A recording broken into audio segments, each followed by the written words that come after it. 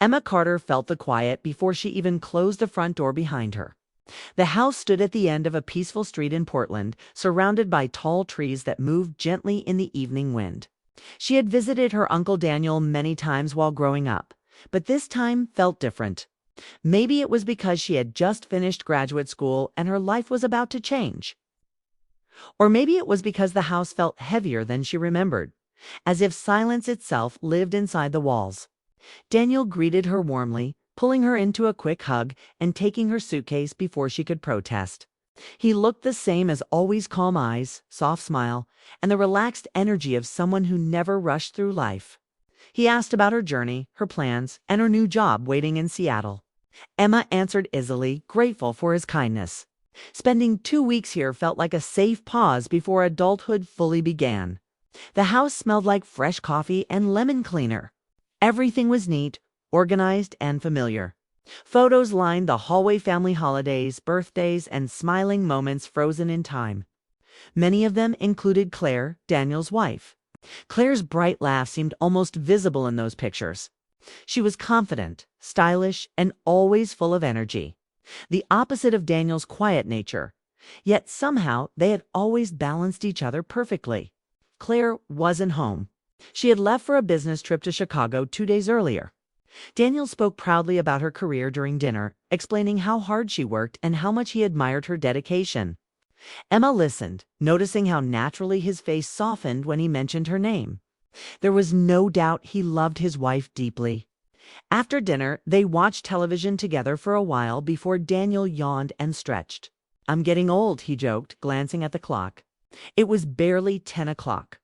He wished Emma good night and headed upstairs, his footsteps slow and steady until a bedroom door closed gently. The house fell into complete silence. Emma stayed in the living room, enjoying the peaceful feeling. Rain began tapping against the windows, soft and rhythmic.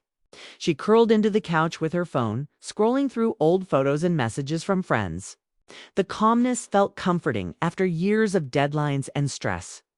Then a vibration broke the quiet. She looked around. It wasn't her phone. The sound came again from the kitchen. Emma walked toward the counter and saw Daniel's phone lying near the fruit bowl. The screen lit up briefly before going dark again. She hesitated. It wasn't her business. She turned away. The phone buzzed again. This time, the screen stayed on long enough for her eyes to catch a name. Claire. Emma smiled automatically. Claire probably wanted to say goodnight. But before the screen dimmed, a message preview appeared. "I missed last night already." Emma paused. Something about the wording felt strange, but she quickly brushed the thought aside. Couples sent affectionate messages all the time. She began to walk back toward the living room when another vibration stopped her. Another message appeared. "I wish we didn't have to hide this." Her steps froze. The words felt wrong in a way she couldn't immediately explain. Emma stared at the glowing screen, her heart beating faster. Maybe she misunderstood. Maybe it was about a surprise or work situation. Still, unease settled quietly inside her chest. She told herself to leave the phone alone. But concern slowly replaced hesitation. Daniel trusted everyone easily. What if something was wrong? What if Claire needed help? Before she could rethink it, Emma picked up the phone. The screen unlocked with a simple swipe. Daniel had never bothered with passwords at home. Emma instantly felt guilty, yet curiosity and worry pushed her forward. The messages opened automatically. They weren't from Claire. They were sent to her, from someone named Mark. Emma blinked, confused at first, then scrolled slowly. Conversation after conversation filled the screen weeks of messages. They talked about meeting, about long walks, about missing each other's company. The tone was emotional, intimate, without being inappropriate, filled with warmth that belonged to people deeply connected. Emma's stomach tightened as understanding settled in. Claire wasn't just traveling for work. She was emotionally involved with someone else. Emma placed the phone down quickly, her hands slightly shaking. The kitchen suddenly felt too small. Rain hit the windows harder, echoing through the quiet house. Upstairs, Daniel slept peacefully, completely unaware. She sat at the table, staring at nothing. Her thoughts raced. She remembered family dinners, holiday laughter, the way Claire rested her hand lightly on Daniel's shoulder. None of it had looked false. Had things changed slowly? Had Daniel noticed? Or was he still living inside a version of marriage that no longer existed? Emma felt no anger toward Claire, only sadness. Relationships were complicated. People changed. But seeing the truth accidentally made her feel like an intruder in someone else's life. She returned the phone exactly where it had been and stepped away, as if distance could erase what she had seen. Sleep didn't come easily that night. Every sound felt louder: the ticking clock, the rain, the hum of the refrigerator. She kept thinking about Daniel upstairs, dreaming peacefully while reality quietly shifted beneath him. Morning arrived with sunlight and the smell of pancakes. Daniel greeted her cheerfully, flipping batter in a pan while humming an old song. Nothing about him suggested worry or suspicion. He asked about her plans for the day and joked about teaching her his secret pancake recipe. Emma watched him carefully. He looked content, relaxed, completely trusting. When he mentioned Claire, his voice warmed. "She called yesterday," he said. "Work's busy, but she sounds happy." Emma forced a small smile, hiding the heaviness inside her chest. She realized how fragile happiness could be when built on incomplete truth. The day passed slowly. Emma walked through the neighborhood, trying to clear her thoughts. Families walked dogs, children rode bicycles, and life moved normally around her. Yet she felt separated from it all, carrying knowledge she never asked for. She wondered whether she should say something or remain silent. Both choices felt painful. She barely knew the full story. Maybe there were reasons she didn't understand. Maybe Claire planned to tell Daniel herself. That evening, Daniel fell asleep early again after dinner. The same peaceful routine continued, unchanged on the surface. Emma sat alone in the living room, reading a book but not absorbing any words. Her mind replayed the messages again and again. Then her own phone vibrated. An unknown number. She almost ignored it, assuming it was spam, but curiosity made her open the message. "Hi, you don't know me? But I think we need to talk about Claire." Emma's heartbeat quickened instantly. Another message appeared seconds later. "My name is Mark." The room seemed to shrink around her. The rain had stopped, leaving only silence and the faint sound of Daniel's breathing upstairs. Emma stared at the screen, realizing the situation was far bigger than she imagined. This wasn't just a secret she had stumbled upon. Someone else knew. Someone else wanted the truth to come out.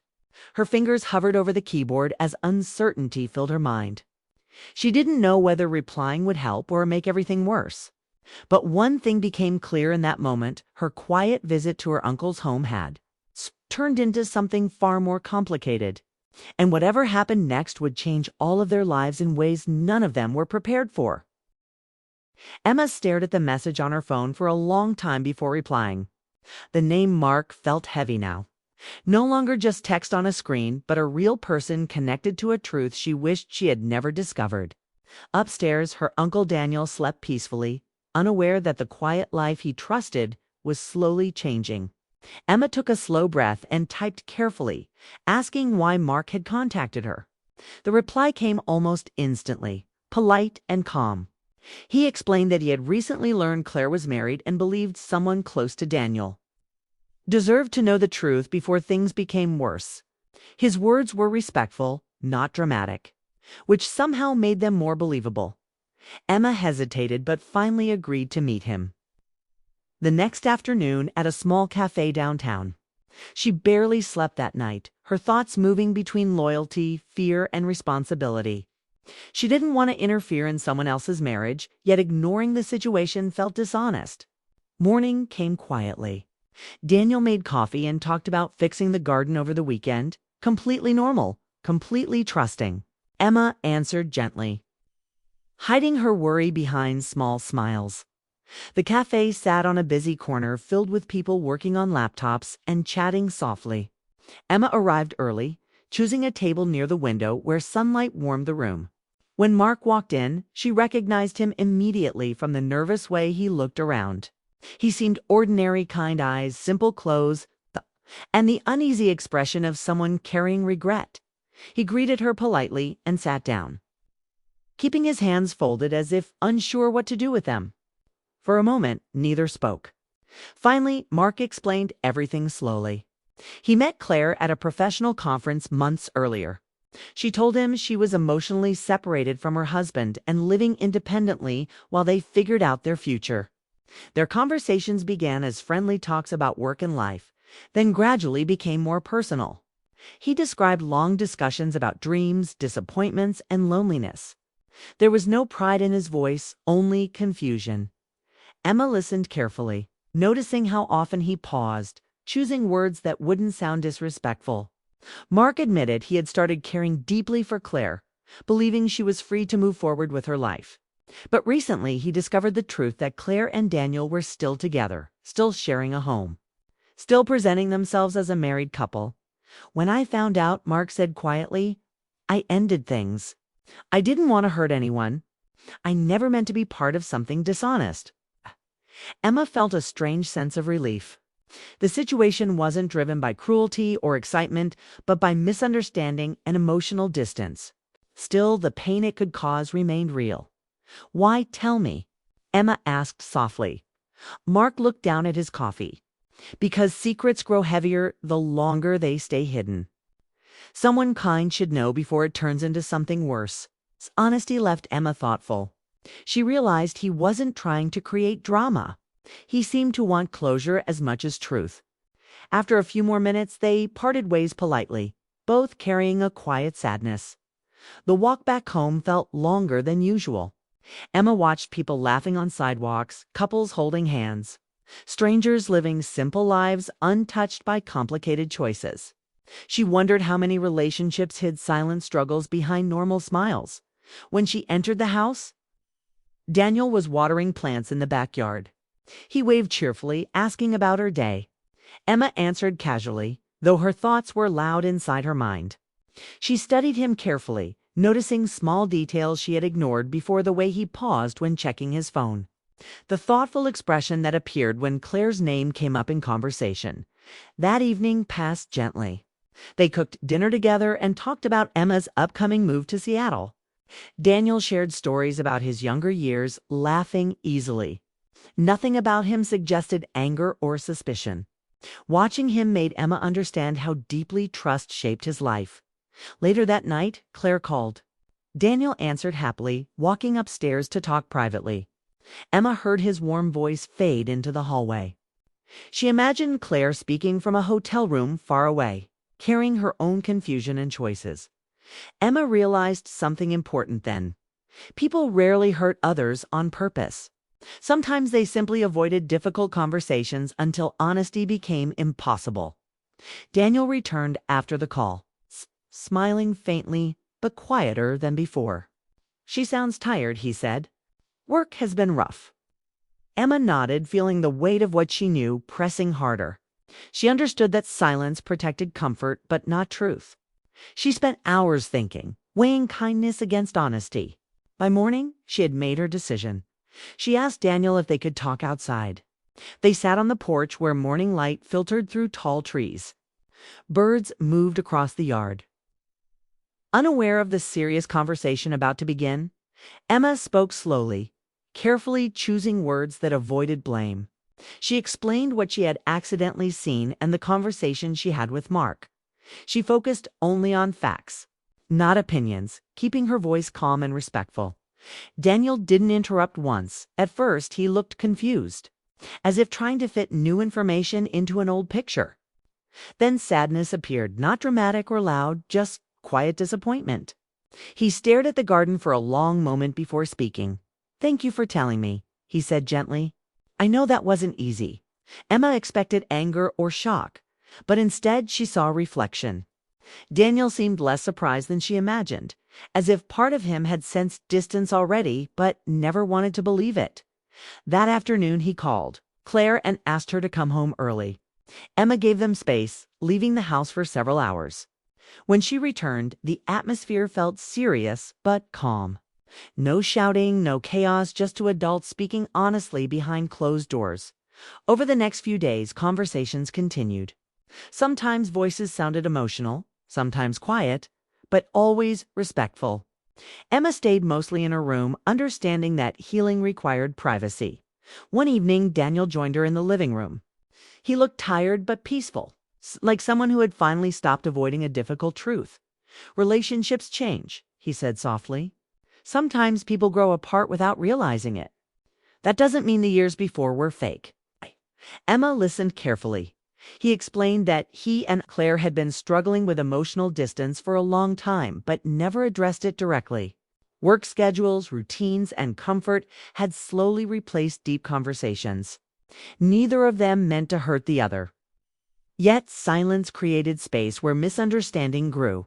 They had decided to take time apart, not out of anger, but to understand what they truly wanted moving forward.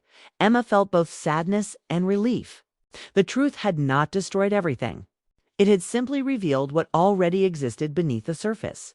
Days later, Claire returned home briefly to collect some belongings. Emma greeted her politely.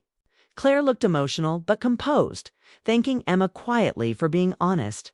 There was no hostility, only the shared understanding that honesty, though painful, allowed dignity. As Emma prepared to leave for Seattle the following week, the house felt different. Not broken, just real. Conversations were more open, silence less heavy. Daniel began spending mornings walking outside, reflecting on his future with calm acceptance. On our last evening, they shared dinner together. Daniel laughed again, though softer than before. He spoke about new plans, about focusing on things that brought meaning to his life. Emma realized strength didn't always look loud. Sometimes it appeared as quiet acceptance. The next morning, Daniel helped load her suitcase into the car. He hugged her warmly at the driveway. "You helped me face something I was afraid to see," he said. "That takes courage." Kama smiled gently, realizing she had learned something important too. Love was not only about romance or perfect moments. It was also about honesty, respect, and the willingness to grow even when life changed unexpectedly as she drove away. Sunlight filled the street, replacing the rainy evenings of her arrival. The house grew smaller in her rearview mirror, still peaceful, still standing strong. Emma understood now that discovering the truth had not been the end of a story, but the beginning of new chapters for everyone involved. Sometimes endings arrive quietly, without anger or blame, making space for understanding and healing. And for the first time since receiving that late-night message, Emma felt certain that truth, spoken with kindness, could guide people forward even when the path ahead was uncertain.